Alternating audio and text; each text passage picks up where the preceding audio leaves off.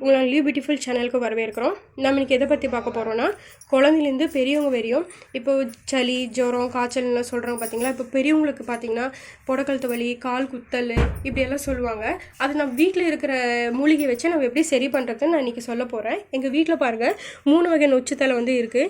இது நீல நொச்சுன்னு சொல்லுவாங்க. அதுக்கு இந்த மாதிரி பூ இருக்கும். இது பச்சை நொச்சுன்னு சொல்லுவாங்க. பாருங்கள், இது இப்படி தான் இருக்கும். இலைலாம் 3 இலை இருக்கும்.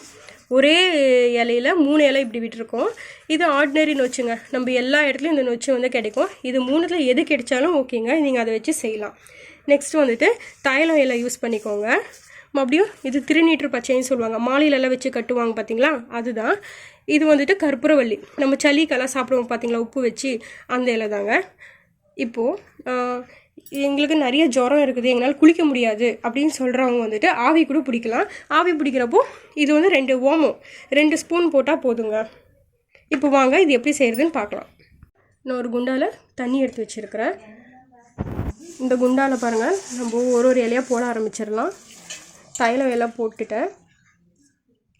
திருநீற்று பச்சை போட்டுடலாம். கற்பூரவள்ளி, நான் 3 வகையான நொச்சு தலை சொன்னேன் பார்த்தீங்களா, அதெல்லாம் போட்டுடலாம். பச்சை நொச்சு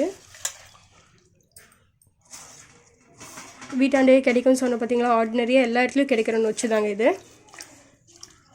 இது நல்லா கொதிக்க விடுங்க. ஒரு பிளேட்டை போட்டுட்டு நல்லா கொதிக்க விட்டிங்கன்னா அது க்ரீன் கலராக மாறிடும்.